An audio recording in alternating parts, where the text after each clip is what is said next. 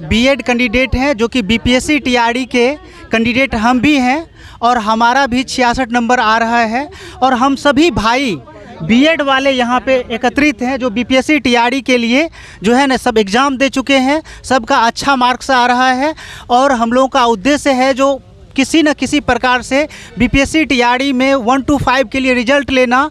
क्योंकि बात ये है जो हम लोग एनसीईटी के 28 जून 2018 के गजट को देखते हुए हम लोगों ने बीएड किया था, वो हम लोगों का क्या गलती था। और जब हम लोग बीपीएससी टीआरई के लिए उस समय में एलिजिबल थे, ठीक है, उसके बाद ये हुआ जो हम लोगों से फॉर्म लिया गया, बिहार सरकार के नियमावली में उल्लेखित था जो बीएड और डीएलएड दोनों एलिजिबल है 1 to 5 के लिए बीपीएससी टीआरई के लिए। हम लोग फॉर्म अप्लाई कर दिए। फॉर्म अप्लाई करने के बाद हम लोग का एडमिट कार्ड भी आ गया 10 अगस्त को और एडमिट कार्ड आ जाने के बाद 11 अगस्त को सुप्रीम कोर्ट का एक जजमेंट आता है जो कहीं ना कहीं हम लोगों को झकझोर के रख देता है।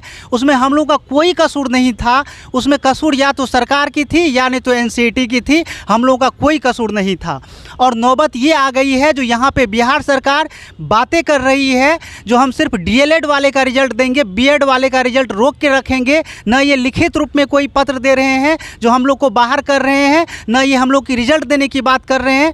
तो हम लोग क्या करें, आप ही लोग बताइए। तो हम सभी भाई जो भी बीएड के हमारे दोस्त हैं, हमारे भाई हैं, हमारी बहन है, सभी आए हुए हैं और हम लोग प्लानिंग कर रहे हैं जो हम लोग को आगे क्या करना है। तो चलिए हम सभी भाई से जो है एक एक करके बात करते हैं।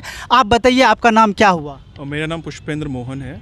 आपका क्या कहना है, आप जो बीएड किए तो आप क्या सोच के बीएड किए थे? हम तो एनसीटी की जो गाइडलाइन थी उसको देख के ही हमने करा था, ठीक है, जो 2018 में आया होता। अच्छा। उसके बाद ये हुआ कि 11 अगस्त को जो इनका सुप्रीम कोर्ट का जो फैसला आया तो उसमें मेरा मुद्दा ये है कि गलती किसी और की है। एनसीटी के जो गजट आया था ना उसी को देख के हम लोगों ने किया था। हमारे पास तो ऑप्शन था ना कि हम डीएलएड के साथ जा सकते थे, जी। तो किसी की गलती की सज़ा हम क्यों भुगते? ये तो कॉमन सेंस की बात है ना। ये जो भी के पाठक जी हैं या अतुल प्रसाद हैं उनको तो साफ साफ दिखना चाहिए इसमें बीएड के जो अभ्यर्थी है उसकी क्या गलती है जी। सिंपल सी बात है कि जो एनसीटी ने जो भी गाइडलाइन निकाला और प्लस सुप्रीम कोर्ट से भी यहाँ पे कोई स्पष्ट यहाँ पे निर्देश नहीं आया कि इनको आप बाहर कीजिए।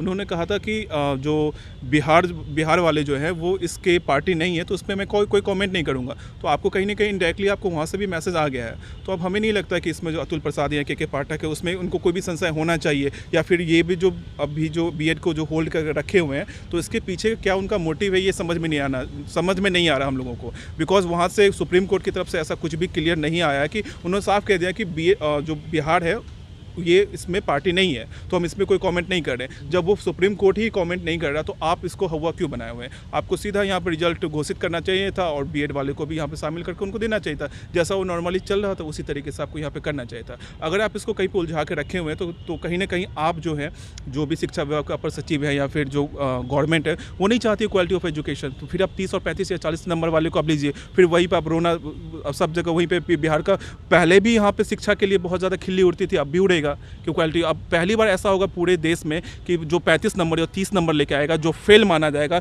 फेल कैंडिडेट को पहली बार नौकरी मिलेगा अगर बीएड वाले को यहाँ पे भर्ती नहीं किया जाएगा। तो ये भी अपने आप में एक बहुत हंसी वाली बात होगी। चलिए ठीक है, आपने अपनी बातों को बहुत अच्छी तरीके से रखा, धन्यवाद।